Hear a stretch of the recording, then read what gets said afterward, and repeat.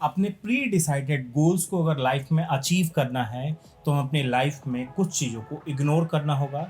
उसमें से जैसे कि निगेटिविटी यानी नकारात्मकता, पैसिमिस्टिक अप्रोच यानी निराशावादी अप्रोच, इन जैसी चीज़ों को हमें अपनी लाइफ से रिमूव करना होगा, इनको इग्नोर करना होगा। अगर हमने अपनी लाइफ में इन चीज़ों को किया तो डेफिनेटली हम अपने लाइफ में अपने गोल्स को, जो हमने ड्रीम सोच रखे हैं, उनको हम अचीव कर सकते हैं।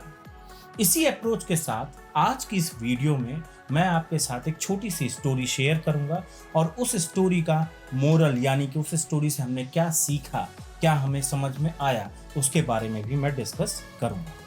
दोस्तों, ये स्टोरी है एक टिनी फ्रॉग की, एक छोटे से मेढक की है। एक बार ढेर सारे छोटे छोटे मेढकों ने आपस में बातचीत की और उन्होंने एक रनिंग कंपटीशन रखा और उन्होंने ये टारगेट सेट किया। एक बहुत बड़ा सा टावर होता है और उसी टावर के टॉप पर उन्हें पहुंचना है। ये उनके इस कंपटीशन का गोल था। इस कंपटीशन को देखने के लिए उस टावर के आसपास अच्छा खासा क्राउड इकट्ठा हो जाता है और वो लोग उन्हें चीयर भी करना चाहते हैं, उनको बकअप करना चाहते हैं, मोटिवेट करना चाहते हैं। लेकिन जैसे ही रेस स्टार्ट होती है तो वहां पर क्राउड में जो लोग बैठे हैं उन्हें ये विश्वास ही नहीं होता कि वो लोग उस टावर के टॉप पर पहुंच पाएंगे। ऐसा उन्हें क्यों लगता है? क्योंकि उनको लगता है कि ये जो गोल है ये बहुत बड़ा है।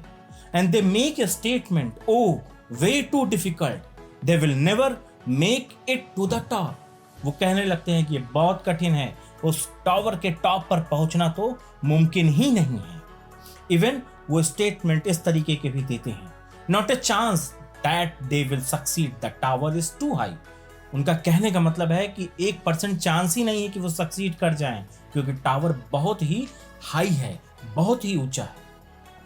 जितने छोटे छोटे फ्रॉक्स थे वो आपस में कोलैप्स करने लगे, यानी कि वो क्या करने लगे, वो गिव अप करने लगे। लेकिन उनमें से कुछ अभी भी थे ऐसे जिनके अंदर एनर्जी थी, टेम्पो था, वो टावर पर धीरे धीरे क्लाइंब कर रहे थे, चढ़ रहे थे। लेकिन एक स्टेज ऐसी भी आती है कि क्राउड फिर से नॉइज क्रिएट करता है, नहीं नहीं कि इनसे नहीं हो पाएगा। फिर क्या होता है, बहुत से जो फ्रॉग्स होते हैं वो टायर्ड हो जाते हैं, थक जाते हैं और आखिरकार वो गिव अप कर देते हैं, दे गिव अप, और वो उस रेस से हट जाते हैं।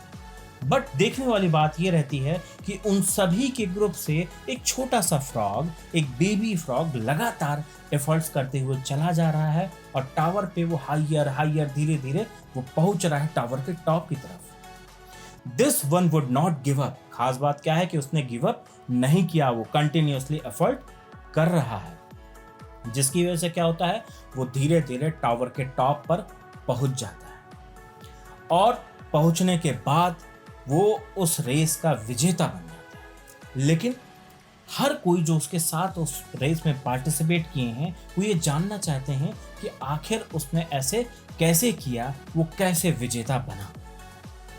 उनमें से एक पार्टिसिपेंट, एक कंटेस्टेंट ने उससे पूछा कि आखिर तुम सक्सीड कैसे हुए और तुम्हारी इस गोल को पहुंचने के पीछे तुम्हारी स्ट्रेंथ क्या है। And you know that what is the answer, the winner was deaf, यानी कि जो विनर था उसको सुनाई नहीं देता था। बहुत ही इंपॉर्टेंट बात क्या है कि आखिर उसे सुनाई नहीं देता था। Now the wisdom of this story, यानी कि इस स्टोरी से हम क्या सीखते हैं, हमें सोचने और समझने की बात है। Never listen to the others people tendency to be negative और pessimistic, because they take your most wonderful dreams and wishes away from you, the ones you have in your heart।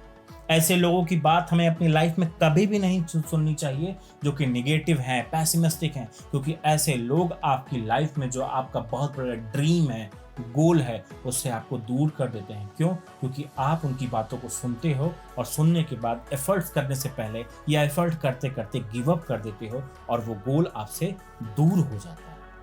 इसीलिए कहा गया है कि हम जो भी चीज़ें सुनते हैं उसका इम्पैक्ट हमारे एक्शंस, यानी जो भी हम चीज़ें, हमारे क्रियाकलाप या जो हमारे एफर्ट्स हैं टुवर्ड्स द गोल और अच्छी जो हमारा ड्रीम है, उस पर भी उसका इम्पैक्ट आता है।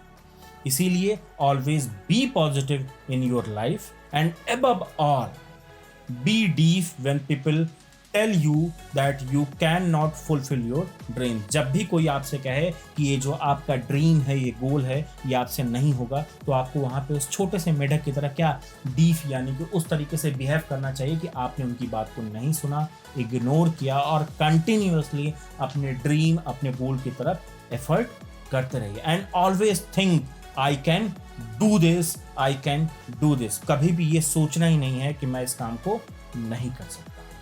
तो मेरी आप सभी से रिक्वेस्ट है कि आपके कुछ ऐसे नियर एंड डियर या आपके ऐसे कुछ फ्रेंड्स होंगे जिनके बारे में आप सोचते हैं, तो ये स्टोरी, इसका लिंक इस वीडियो का उनसे आप शेयर कीजिए और उनको मोटिवेट कीजिए।